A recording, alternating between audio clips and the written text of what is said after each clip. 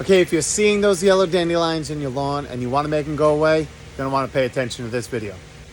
Okay, it's spring here in Rhode Island, and if you've listened to any of my lawn care videos so far, you know that I'm a big advocate of at this time of year trying to prevent weeds rather than killing them.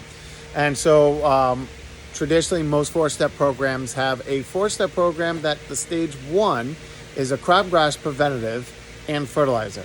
Now, what most people don't realize is that those crabgrass controls that are in there don't know the difference in crabgrass and other weeds. So it really helps prevent weeds in general. It's just marketed for crabgrass control. So when you're applying these products in the spring, it's not doing anything to help existing weeds. So if you're seeing the dandelions pop up, or any day now, little purple flowers going to popping up. Some people have been noticing white flowers along the walkways. These are all as spring weeds, and it's too late for crabgrass preventatives to help prevent them because you physically have a plant that you could reach out and grab. So we need to use different products. Okay, so here's where it can get a little complicated for some. Think of it this way. Traditionally, there are two different products that are applied in the spring. One is a fertilizer and crabgrass preventative to help prevent weeds from coming later on. However, if you have weeds, you need another product that's designed to get rid of those weeds. So if you have not fertilized, you're not worried about crabgrass, you can put down what we call a weed and feed. And that is a fertilizer that's going to feed your plants, but it also has a weed killer in there that will help get rid of those dandelions and some of those other what we call broadleaf weeds. So that brings up another question. What is the difference between a broadleaf weed and a grassy weed? Because all the chemicals need to know the difference between your lawn and a weed. And so that's where it gets a little more, again, another layer to this. So to keep it simple, if you walk over to a weed in your lawn and you look at it and it has a leaf that looks like a traditional flower leaf, that is what we refer to as a broadleaf weed. If you see, you're looking around your grass and you see this patch of weeds that's clearly a different color, maybe a slightly different shaped leaf, but it still looks like a grass that has a long, narrow leaf, that is what we refer to as a grassy weed. And that's very important because when you're picking chemicals for your lawn for control of these weeds, you need to know what you're trying to control. So if you're used to going in and getting a weed and feed, that's only going to control broadleaf weeds. If you go into the shop and you get a weed be gone or something that says kills 200 plus weeds, that product is probably only controlling broadleaf weeds. I'll go outside and see if I can show you a quick example. Okay, so that backfired a little bit. We've already treated our lawn. We follow our programs, so we have no weeds for me to show you, but I have pictures right here.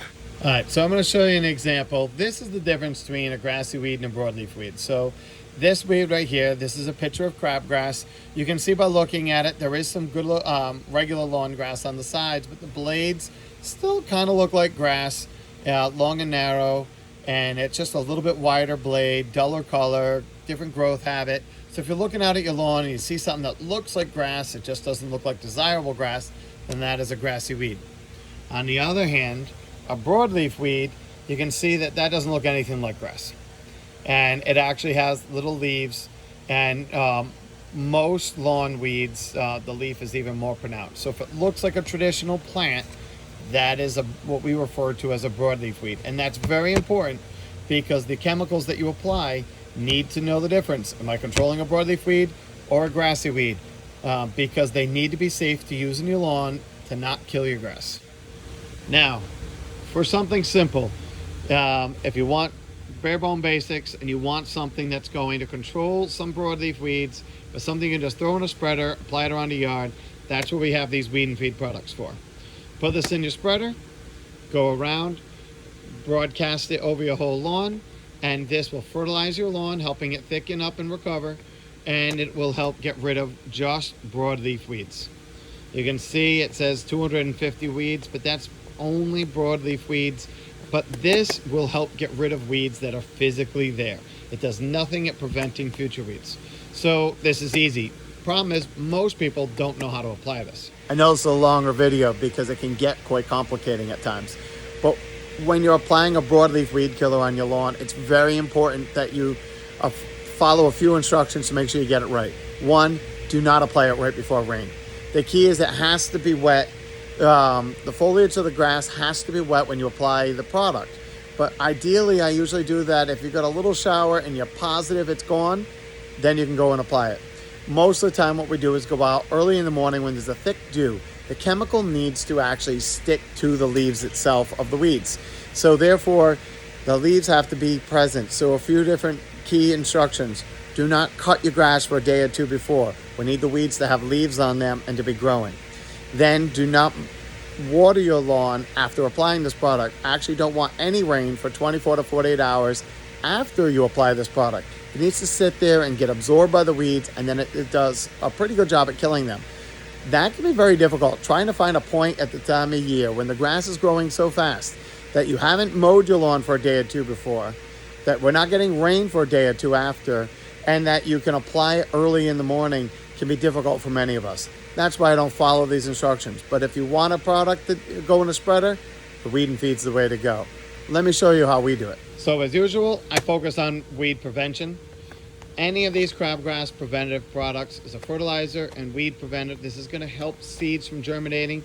All those dandelions that are flowering now are going to produce seeds and spread them to your lawn. So we do this product once in April, and then we wait 6 to 8 weeks later and we do it again. This helps prevent crabgrass and prevent weeds well into the year. But on the flip side, if I have existing weeds, then as I was mentioning, the chemicals that are safe to use in your lawn need to say for lawns somewhere. So when you start reading it, you can see controls crabgrass and broadleaf weeds in lawns. So this is very, very important. Never apply Roundup type products in your lawn because it'll kill the lawn too. So there's lots of different products out on the market that control weeds. What I'm looking for is I like something like this. Kills broadleaf weeds and grassy weeds. I keep it either on a hose-on attachment or I invest into a little pump sprayer and I mix up a concentrate. So we'll focus on weed prevention and then we'll put down something. I like it to say broadleaf and crabgrass because I don't want to have to identify the weeds and I don't have to think about it. Just go out there, look at your lawn. If it looks like a weed, spray it. And that way you can go around your yard and just spot spray the weeds and not blanket your lawn with chemicals you don't need. So I hope I didn't confuse you. It gets long and it can get involved, but to just kind of recap, just to make sure you get it, I focus on prevention. Crabgrass controls right now with fertilizer to prevent weeds from happening. Do that twice in the spring. Never more than 6 to 8 weeks in time from each other. If I have weeds physically in my lawn, I hit it with a lawn weed killer that says grassy weeds and crabgrass. Crabgrass is not present just yet. It's only April. But at the same time, it will be soon. So if you keep that handy and just go around and just spot spray where the weeds are. Especially, there's a lot of benefits, a lot of movement to leave clover in your lawn, especially for the pollinators, and it's actually quite beneficial. By using the liquid weed killers, I'm not blasting pesticides all over my lawn. I can just go around and just spot spray what weeds I want to get rid of. Some I don't mind. I don't mind dandelions. I personally don't mind clover. So I'll go around and spray just the noxious things that are going to choke out my grass.